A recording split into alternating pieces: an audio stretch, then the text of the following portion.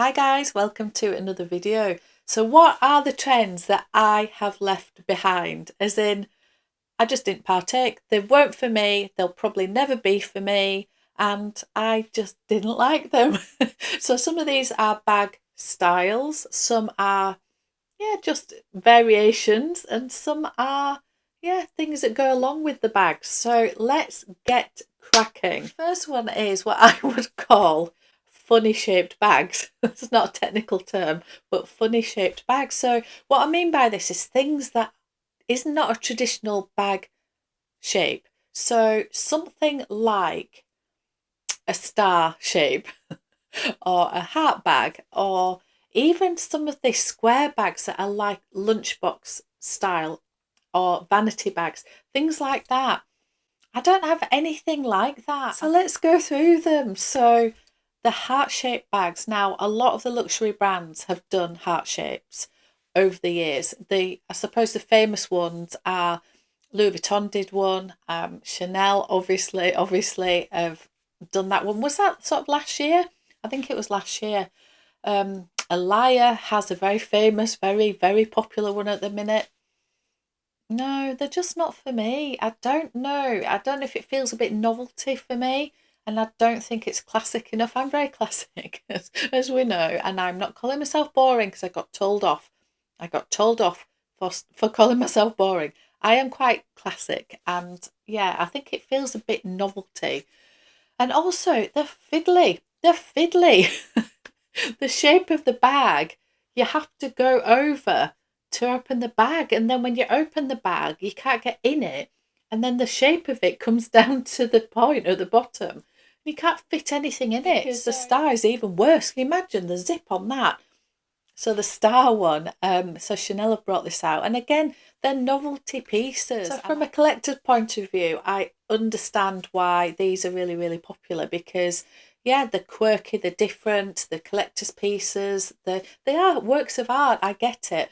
But yeah, they just feel a little bit novelty for me. So the hearts and the stars, anything that's like a butterfly or anything like that. But I also class in this little category the square bags, things like the lunchbox bags, particularly the Chanel ones. I'm quite tempted by the look of them. I think they're really cute, but they're just fiddly. You can't use them. You can't open them properly. You need two hands. It's like the vanity bags as well. You need two hands in order to hold the thing, in order to get the zip to go around. There's a reason why most traditional bags are not heart shaped, star shaped, butterfly shaped, or even vanity bags. They're usually for using on your vanity. So yeah, anyway, that is the first trend that I haven't taken part in, and I'm not likely to at all. Moving on from novelty bags, shapes, there's also, this leads on to the novelty type of bags that, I don't know, maybe have animations on them, Disney characters on them, Pokemon. Is it Fendi that's doing a Pokemon collaboration soon? Loewe do a lot of these types of bags with, I don't even know what they are, but whatever they are, these animations, and they're just, again, they seem quite novelty and quite childlike for me. And I think I'm quite grown up, and I'm quite, again, classic, timeless, and all the rest of it. So yeah, I would not know how to style any of these things. Yeah, I just don't really. It sounds awful. I just don't understand them. So let's just caveat this by saying that not all animations are completely off limits for me. But the only one that I probably would consider is Vivian. Vivian from Louis Vuitton. And I do think it is because I love Louis Vuitton so much. So I think that's why. So yeah, would I consider a bag though with a Vivian animation on it? No, probably not.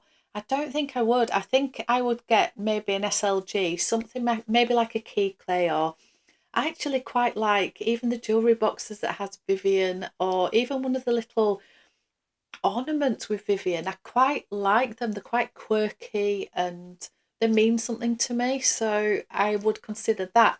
I wouldn't consider it on a bag. I just think I wouldn't know how to style it. I think that's where I am. I just wouldn't know how to style it. So no to animations. No.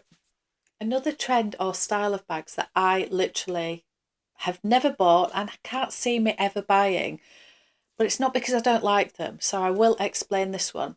So it's more natural material bags. So it's things like raffia, things like wicker or shearling. So it can be the summer vibe or it can be the winter vibe. I really like them. I do really, really like them. Dale's wicker capucines that she got in. Did she get that in? She definitely got it in Italy, I think. Anyway, on her travels. It's absolutely stunning. I think that is the one that I personally would go for. I think the Lady Dior wicker bags are also very, very beautiful. Blue oblique for me, for sure. But yeah, I think the Capucines is I think it's the most beautiful one I've ever seen, to be fair. I did try on a D-Joy in the wicker with the blue oblique, and I did love it, I have to say. But I just don't think I would ever use any of these bags. I just don't. I don't think our climate in the UK, particularly in the north of England, lends itself to natural materials. It just doesn't. And I don't travel enough to sunnier climes enough to warrant buying one of those bags. And also, I think they're very, very difficult to travel with. They're very boxy. I think they're reasonably heavy. Imagine that capucines having to pack that. It's not a very easy bag for travel. So I can't imagine using that on holiday. I just use a big slouchy Neverfull and things like that. That's me. So yeah, I can't see when I'd actually use it. Um, and then when we go on to the shearling side of things, or even the suede and things like that, we get too much bad weather in the winter in the UK. We get a lot of rain and we get a lot of drizzle and just generally miserable weather in the winter. And shearling bags would just get ruined. They would just get ruined. And a lot of them are, oh, the ones I like anyway are quite light coloured. There's a beautiful, even the Mini Kelly. I mean, my goodness, the shearling one. It's just beautiful. And oh, there's so many. There's a baguette. There's quite a few in Louis Vuitton. I think they're absolutely beautiful. I just cannot, yeah, can't justify it because it get ruined. It just get ruined.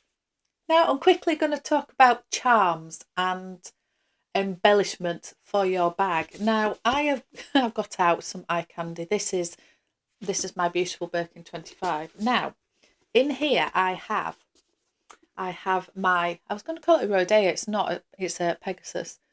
And yeah, I bought this when when I went to pick up my bag. And I am not a fan of bag charms at all. And I don't really know why I bought this one. I think I bought it because I I think I just fell into the hype of it because everybody said how hard they were to get. And I thought if I was being offered one, particularly one that goes so perfectly with this bag, then I had to I had to do it. Surely I have to do it. Now, I never ever use this Pegasus. I put it on just so you can see what it looks like. I went for the one that had the same colours. It's not too garish, it's not too bright. It's beautiful, and it is beautiful. So this is in Rouge Grenat, the same colour as this. This is, I think this is called Capucine's colour. It's like a burnt orange. And this is Blue Broom, and it does come across as very white, but it is a beautiful, I like an ice blue. I don't see the point of them, and I just don't wear them on my bags. I don't really like any of the charms that hang down. I don't even use the clochettes on my back. And then we have to talk about twillies. Now, I have a few twillies, and yeah, that would look absolutely beautiful on this. I didn't buy this at the time I bought my Birkin 25 because at this point I was No, I don't need any twillies, thank you, because I don't use them. But I did already have this one. And yeah, that would look absolutely beautiful, wouldn't it? Look at the colours in that. But it's just, I don't know. I don't know if it's because it looks quite fiddly. I'm just wrapping this round while I'm talking to you, and you can see there the colours on this would look absolutely beautiful with this.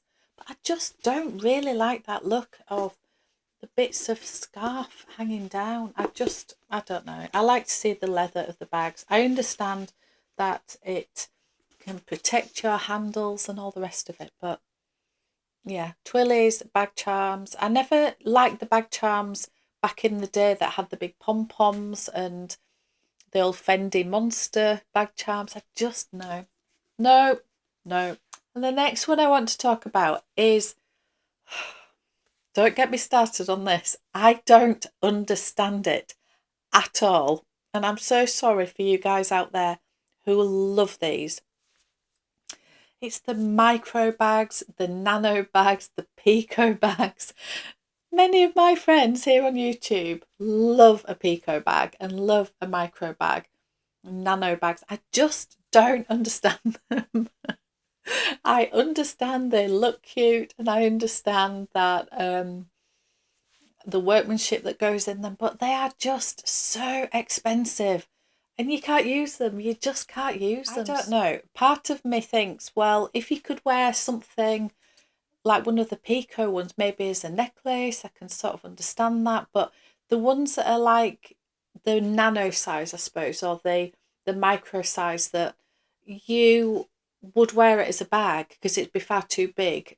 Talking about big, I've got a very big necklace on today, but yeah, one of those bags like the micro Lady Dior bags, they're far too big to hang from your neck. But when it crossbody, yes, they look cute, but you can't fit anything in it. So you'd have to take another bag as well. I don't really get it. And because I don't love, as I was saying before, because I don't love the bag charm look on bags, yeah, I would never hang like a Pico bag on top of, like for example, my beautiful Fendi baguette. I wouldn't hang a nano or a Pico or whatever they're called baguette on another baguette. I just no, it's just not for me. So I get it. I get it. Most of these things are the fun, the different, the unique.